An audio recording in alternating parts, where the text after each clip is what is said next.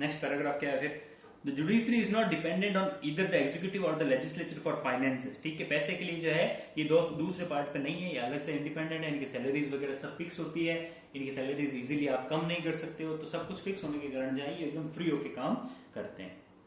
The Constitution provides that the salaries and allowances of the judges are not subject to the approval of the legislature। ठीक है, legislature पर dependent नहीं है कि कितनी क्या सैलरी होगी, ये टाइम टू टाइम अपने आप जो फिक्स है कि हर 5 साल में बढ़ जाएगी या इतनी कम ज्यादा होती रहेगी। ठीक है, तो गवर्नमेंट किसी तरह इनको कंट्रोल नहीं कर सकती। The actions and the decision of the judges cannot be criticized on personal views। ठीक है, और जज ने क्या फैसला दिया है इसका जो है आप जो है विरोध नहीं कर सकते हो। ठीक है, जज ने जो फैसला दे दिया है वो फाइनल है। अगर आपको पसंद नहीं है आप क्या करो, आगे वाले कोर्ट में जो है ऊपर वाले कोर्ट में रिट लगा दो, ऊपर वाले कोर्ट में जो है अप्रोच कर दो। पर आप ऐसे खुले आम या कहीं भी ऐसे नहीं कर सकते हैं, जज हाय हाय इन्होंने गलत दे दिया ये वो, आप ऐसा नहीं कर सकते हो क्योंकि इनकी डिग्निटी की बात है। The judiciary has the power to penalize the person who are found guilty of the contempt of court। contempt of court क्या होता है, कोर्ट की अवमानना करना, मतलब उन्होंने कोई जो फैसला दिया उसको आप मानते नहीं हो या आप उसको फॉलो नहीं करते हो, तो ये होता है कंटेम्प्ट ऑफ कोर्ट। और कंटेम्प्ट ऑफ कोर्ट में क्या होता है, फिक्स प्रोसेस है, कितना आपने क्या क्राइम किया है उसके हिसाब से आपकी डिसीजन आपको और पेनल्टी भी ली सकती है, चाहे तो फिर वो इकोनॉमिक हो फिर या जो है वो पीनल हो, मतलब कि जेल में भी डाल सकते हैं। कहने का ये मतलब है कि आपने कोई केस फाइल किया, उसके अंदर आपको जो है हो गई सजा या आपके फेवर में नहीं आया और आपने वहां कोर्ट में नारे लगाने स्टार्ट कर दिए, जज बेईमान है, इसने पैसे ले लिए XYZ, या और कुछ व्हाट्सएप वगैरह में जो है इस तरह के रूमर्स फैला दिए वगैरह, ये अगर पकड़ में आ गए ये कहलाते हैं कंटेम्प्ट ऑफ कोर्ट। कोर्ट की अवमानना करी है आपने। ठीक है, और इस चक्कर में जो है आपको सीधा जेल हो सकती है। आपके राइट्स क्या है, आपके राइट्स इतने ही है, अगर आपको फैसला पसंद नहीं है तो आप ऊपर वाले कोर्ट में जाओ और अपने खुद के नए फैक्ट रखो, अच्छा वकील लो, आप उनको क्रिटिसाइज नहीं कर सकते।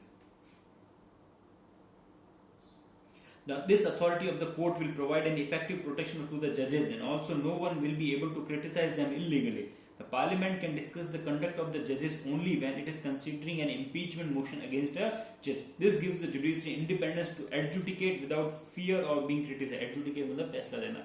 ठीक है, अब क्या होता है, हाँ अगर ऐसे कोई आरोप लगते हैं किसी जज पे, ऐसे कोई आरोप लगते हैं कि इसने जो है पैसा लेके कुछ काम किया या इसने गलत डिसीजन दे दिया या इन्होंने कोई वायलेशन किया है कॉन्स्टिट्यूशन क्या या code model code of conduct का, और उनके खिलाफ अगर इम्पीचमेंट मतलब उनको हटाने का प्रोसेस चल रहा है, पार्लियामेंट में ही चल सकता है बाकी कहीं नहीं चल सकता है, अगर पार्लियामेंट में चल रहा है तो वहां जरूर डिस्कस हो सकता है। ठीक है साहब, इन्होंने उस केस में गलत दिया था, इनको समझना चाहिए था वगैरह वगैरह, तो वहां आप उनको जरूर क्रिटिसाइज कर सकते हो। वहां कौन करेंगे, वो जो मेंबर्स अपने लोकसभा और राज्यसभा के, वो जरूर करेंगे कि सर इन्होंने ये गलत किया ये गलत किया। बाकी आप बाहर जो है नॉर्मली जो है किसी भी जज को या जज के फैसले को जो है क्रिटिसाइज नहीं कर सकते। ठीक है ना, इसलिए ये इतना क्यों किया गया है कि जज भी फ्री होके काम करे। ठीक है, फैसला देने से डरे नहीं, कितने भी बड़े आदमी के सामने भी फैसला देने से डरे नहीं। ठीक है, उनको कोई डर नहीं होता कि भाई जो है कल जाके क्या हो जाएगा, उनको पता है कुछ नहीं होने वाला। क्यों, क्योंकि मैं फ्री हूं, मैंने जो है इंडिपेंडेंट जो डिसीजन दिया है। हाँ, डिसीजन में कोई कमी है तो ऊपर वाला कोर्ट अपने आप उसको चेक कर लेगा, हमेशा जो है आपका साथ नहीं हो सकता। ठीक है, अब आता है अपॉइंटमेंट ऑफ जजेस। ठीक है ना, द प्रेसिडेंट अपॉइंट द जजेस of the Supreme court and high court on the advice of the chief justice. ठीक है, ये सुप्रीम कोर्ट और हाई कोर्ट में जो जजेस होते हैं, सुप्रीम कोर्ट और हाई कोर्ट में जो जजेस होते हैं उनको अपॉइंटमेंट जो लेटर होता है उन पर साइन कौन करते हैं, प्रेसिडेंट, क्योंकि प्रेसिडेंट ही सबसे बड़े हेड है। इतने दिन से आप ही पढ़ रहे हो, तो उनके जो अपॉइंटमेंट लेटर होते हैं उन पर साइन कौन करते हैं, प्रेसिडेंट। और उनकी रिकमेंडेशन कौन करता है, रिकमेंडेशन करते हैं chief justice of supreme court, chief justice of India. India के जो चीफ जस्टिस है, सबसे बड़े जो जज हैं सुप्रीम कोर्ट के, जो सबसे बड़े जज हैं वो रिकमेंड करते हैं। जैसे कि प्राइम मिनिस्टर रिकमेंड करता है ना कि इस आदमी को मिनिस्टर बनाओ, उसको मिनिस्टर बनाओ, वैसे जो है वो रिकमेंड करते हैं। वो रिकमेंड कैसे करते हैं, कोई कहेगा अभी आपको बताया, एक कोलेजियम होता है जिसमें खुद वो चीफ जस्टिस और 4 जो सबसे सीनियर लॉयर है जजेस है वो वहां पे होते हैं। वो डिसाइड करते हैं कि इस आदमी को अपॉइंटमेंट मिलना चाहिए या नहीं मिलना चाहिए, हाई कोर्ट के लायक है या हाई कोर्ट सुप्रीम कोर्ट के लायक है, किस चीज के लायक है। अब कोई बोलेगा सब लोकल कोर्ट का तो आपको पता है एग्जाम होता है, जो एग्जाम देगा वही पास होगा। फिर आता है आगे, कहा गया, This was interpreted to imply that actual power of the appointment rested with the Council of Ministers. This matter came up before the Supreme Court again and again between 1982 and 1998. Initially, the court felt that the role of Chief Justice was completely consultative. Later, it realized that the President must follow the opinion of the Chief Justice. Finally, the Supreme Court has come with a new order. It suggested that the Chief Justice, with the advice of 4 other senior most judges of the court, should recommend names of the person to the appointment, and the president will appoint the judges only from among these persons. This is known as the principle of collegium. ठीक है, time to time ऐसी बातें उठती आई थी starting से ही कि जो जजेस का अपॉइंटमेंट है वो कौन करेगा, क्या वो काउंसिल ऑफ मिनिस्टर करेंगे, क्या वो ओनली चीफ जस्टिस करेंगे। पहले जो है कभी कभी काउंसिल ऑफ मिनिस्टर भी कर देते थे, फिर उसको चेंज करके क्या गया ओनली चीफ जस्टिस करेंगे, फिर उसको चेंज करके क्या गया नहीं चीफ जस्टिस और 4 सीनियर जजेस करेंगे। फिर आपको पता है 2015 वाला वो हुआ था एनजेएससी वाला, गवर्नमेंट ने ट्राई किया था पर वो भी कैंसिल हो गया और कहा कि नहीं वो जो पहले वाला था कि भाई सीनियर जज और चार सीनियर जज और एक जस्टिस करेंगे वही सही रखता है, वही फाइनल है, वो करेंगे। ठीक है, इस हिसाब से क्या है ये आपका पैटर्न होता है। तो हमेशा कोशिश रहती है ज्यादा से ज्यादा ट्रांसपेरेंसी बने, इसलिए ये सारे चेंजेस करने की कोशिश की गई। पर जो प्रोसेस सबसे बढ़िया लगा वो अभी चल रहा है। ठीक है, और इस पूरे प्रोसेस को कहते हैं प्रिंसिपल ऑफ कॉलेजियम, मतलब कि जो ये कॉलेजियम जो भी चीजें अपनाता है उस प्रिंसिपल के हिसाब से जो है आपका अपॉइंटमेंट होता है। तो उस चीज को आप अंडरलाइन कर लेना।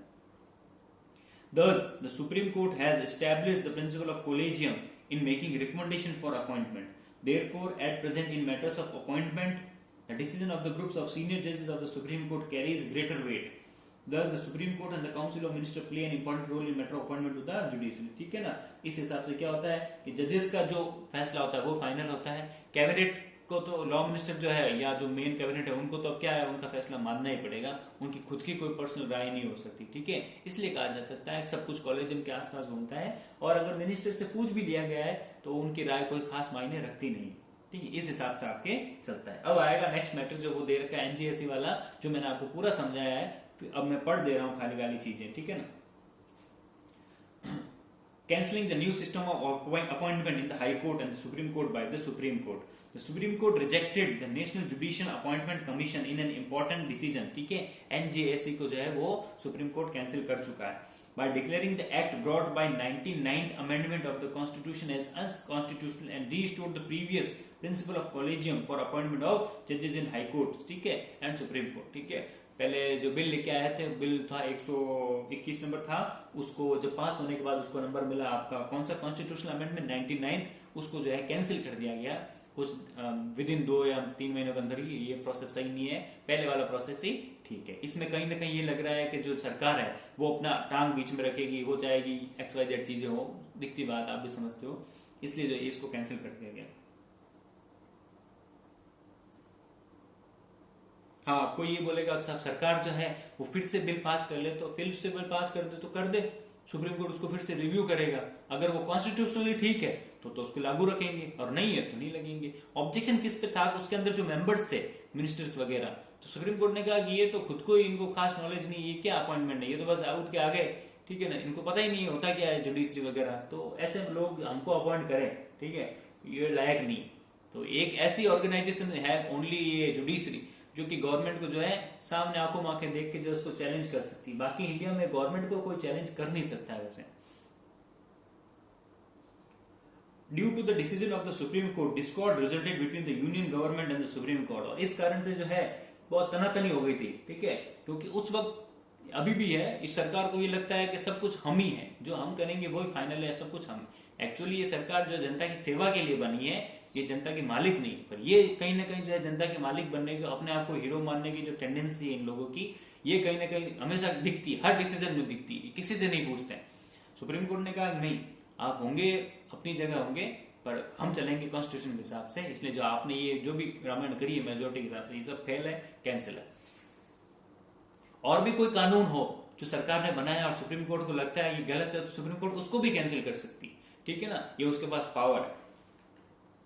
The present government wanted a new system to appoint judges under the law of accountability of the judges and more transparent the appointment, so that tendency of preference of kinship can be checked. ठीक है, अब ये तो इसमें लिखा हुआ है present government ये चाहती थी कि बहुत ज्यादा ट्रांसपेरेंसी और ईमानदारी हो, जो है भाईचारा, किनशिप होता है भाई भतीजावाद कहते हैं। ठीक है, भाई भतीजावाद टाइप नहीं है, ऐसा नहीं हो जज अपने ही भाइयों को प्रमोट कर दे, कुछ कुछ केसेस में ऐसा होता भी है, अपने बेटे को प्रमोट करना, वकील है तो उसको जज बना देना वगैरह का। ठीक है ना, तो आपस में अंदर अंदर लड़ाई चलती रहती है सबके बीच में, तो इसलिए इन्होंने नई गवर्नमेंट ने जो ऐसा करने की कोशिश की पर कुछ हुआ नहीं। For this the central government notified national appointment commission act on 13th April 2015 and 99th Constitutional Amendment Act 2014 to bring changes in the collegium system for the appointment of judges in the Supreme Court and the High Court. ठीक है, अब कोई कहेगा कि ये चीज क्या है सर, एक 2014 में आई थी, एक 2015 में आई थी। हाँ, 2014 में तो ये बिल आया था और पास बन गया था। पास होने के बाद में जो नई एजेंसी बनी थी, उसका नाम था आपके नेशनल जुडिशियल अपॉइंटमेंट कमीशन। ठीक है ना, ठीक है, उसका मेन नेम था ये, और उसको जो है फिर थोड़े दिनों बाद कैंसिल कर दिया गया था। ठीक है, तो कंफ्यूज नहीं होना है, एक ही चीज है।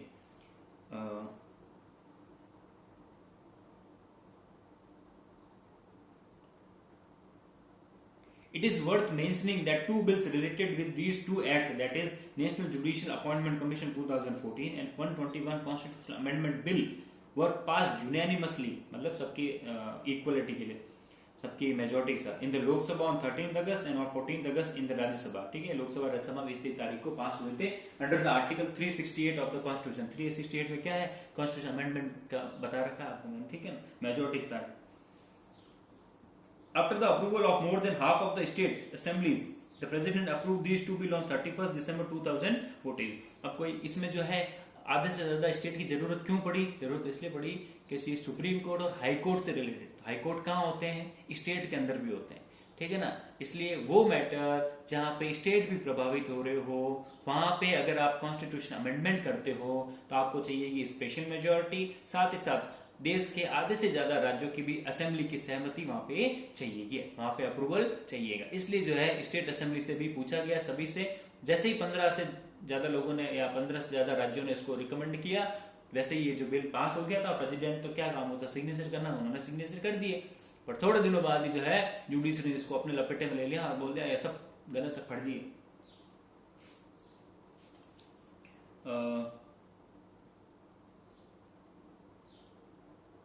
After the approval of the President, the 121 Constitutional Amendment 2014 bill, क्या है ये? यहाँ इसे बताना चाह रहा है, ये जो बिल था वो ये एक्ट बन गया। 99 became ऐड कर लो आप, 99 Constitutional Amendment Act 2014 and National Judicial Appointment Commission Bill 2014 in form of National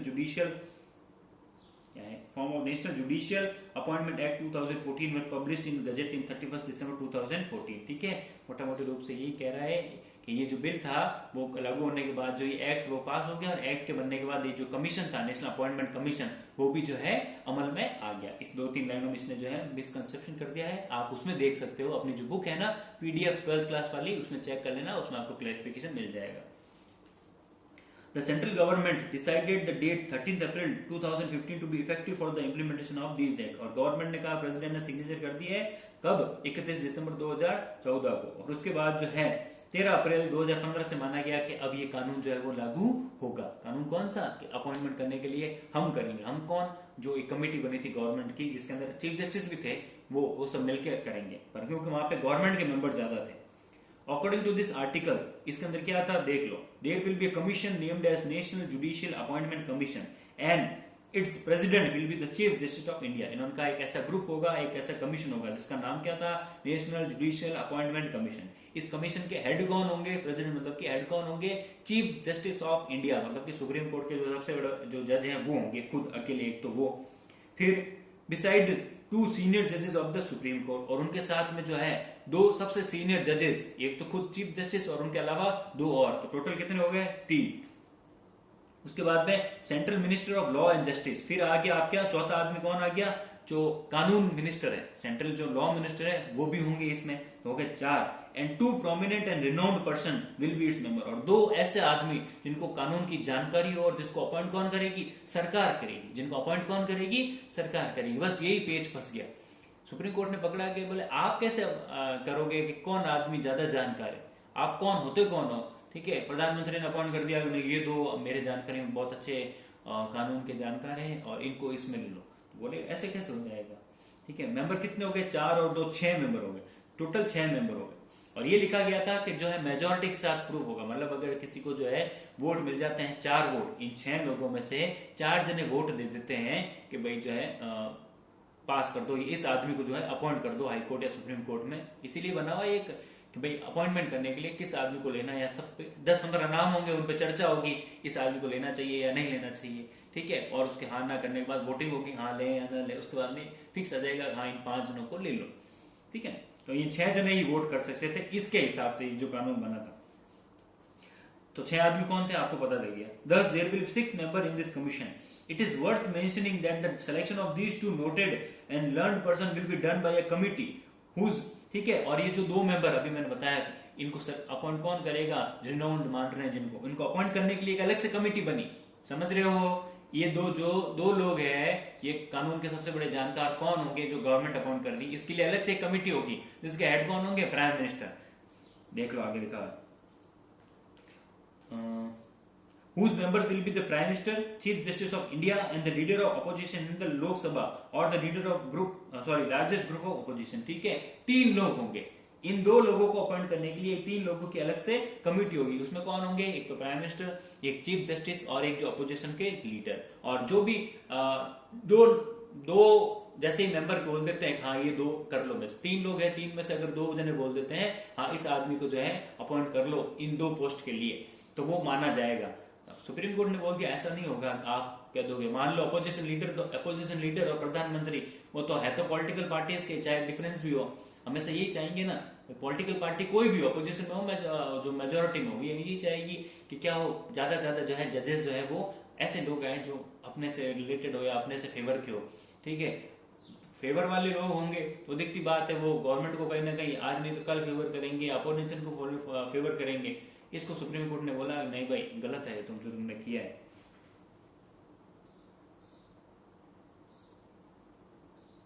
One candidate between these two learned and famous persons will be nominated from the scheduled caste, scheduled tribes, other backward class people, from minorities or women. It is worth mentioning here that this constitutional amendment has been cancelled by the constitutional bench of the Supreme Court. हाँ, और ये भी इसमें लिखा गया कि वो जो 2 मेंबर है उनमें से एक तो पक्का SC ST OBC का होना चाहिए।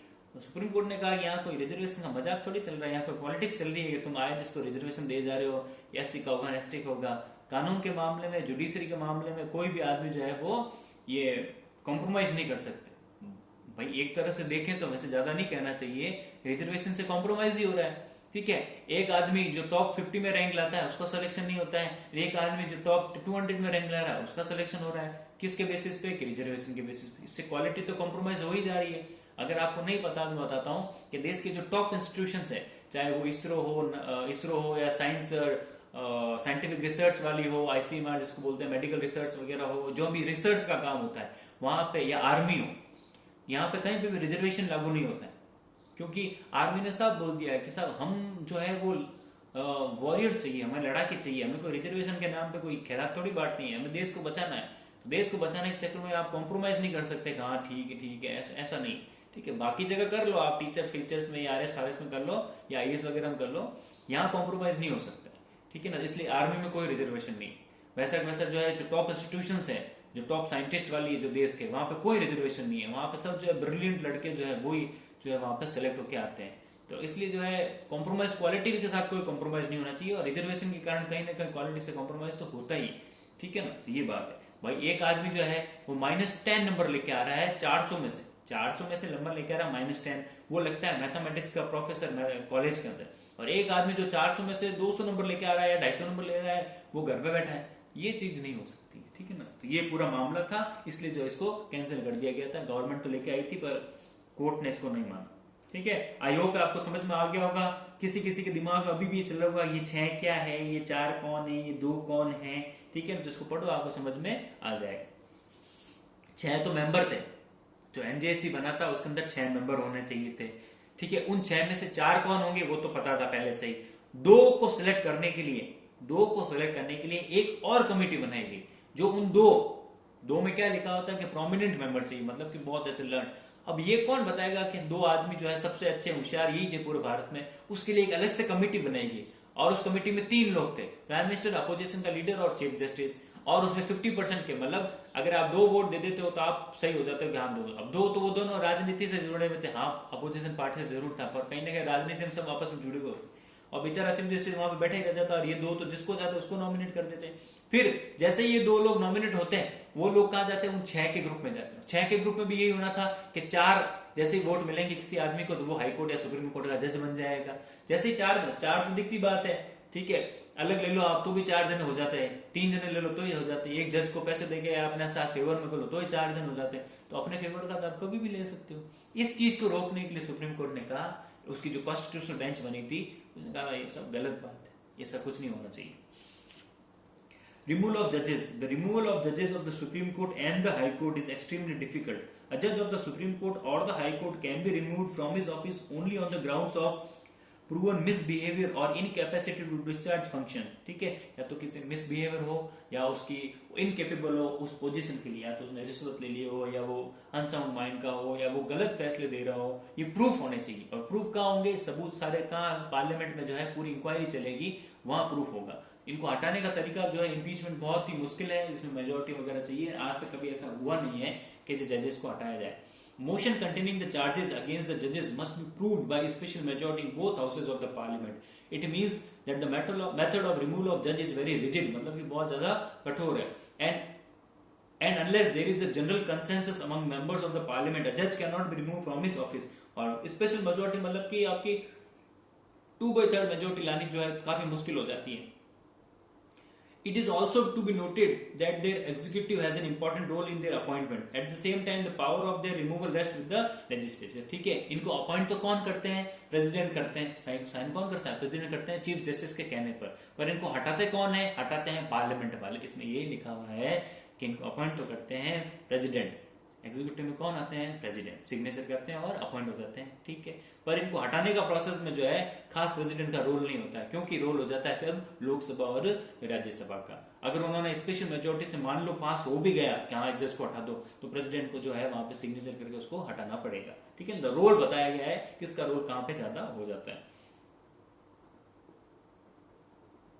Thus, it is ensured that the independence of the judiciary and balance of power shall be maintained. So far, only one case of removal of judge of Supreme Court has come in the Parliament. Although the motion got 2/3 majority, but the judge was not removed because the motion did not have the support of majority of the total Senate of the House. एक बार ऐसा हुआ था, justice M.R. रामानायण था, ठीक है, 1980s की बात है। ऐसा केस आया था, फिर से सुन लो, ऐसा केस आया था और जहां पे लोकसभा ने पास कर भी दिया था, लोकसभा ने 2/3 मेजोरिटी से पास कर भी दिया था, पर राज्यसभा ने पास नहीं किया। इसमें आपने ये देखा अलग अलग पास करना जरूरी है और इसमें कोई ज्वाइंट सेटिंग भी नहीं हो सकती। राज्यसभा ने पास नहीं किया तो बिल गिर गया और वो जज जो है रिमूव नहीं हुए, बात खत्म।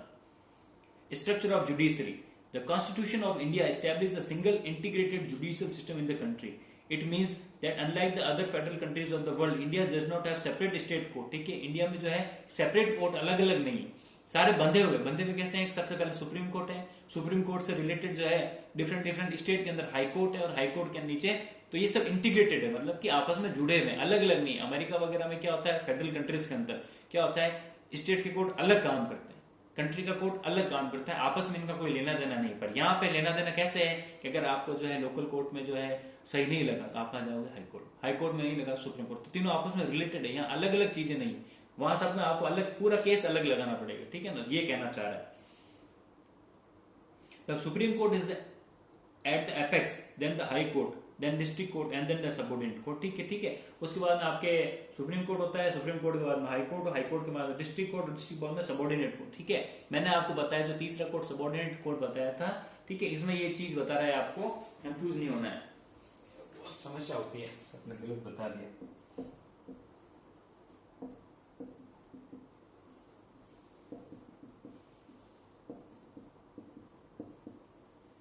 मैंने जो है आपको लोकल और सबऑर्डिनेट लिखाया था, डिस्ट्रिक्ट कोर्ट नहीं लिखाया था, कोई बड़ी बात नहीं है, ये कहना चाह रहा है। सबसे पहले सुप्रीम कोर्ट है, हाई कोर्ट है, डिस्ट्रिक्ट कोर्ट है, और जो ये डिस्ट्रिक्ट के भी सब डिवीजन होते हैं, जैसे कि आपके क्या मानो आपको तहसील्स वगैरह जो होती है, यहाँ पे भी बेंच है, यहाँ पे भी जो है छोटे छोटे मजिस्ट्रेट बैठते हैं, यहाँ पे भी जो है किससे सुनवाई होती है छोटे मामलों की, तो लोकल कोर्ट उसको बोला गया है ना, ठीक है। तो कोई बड़ी डरने वाली बात नहीं है, कोई चीज गलत नहीं बताइए। जनता की इजीनेस के लिए जो है और किया हुआ है, और आगे चल के हो तो लोकल को भी और डिवाइड करके पंचायत में भी कोर्ट लगा देंगे आगे अगर जरूरत पड़ी तो, ठीक है ना, ये सब जरूरत पर डिपेंड करता है।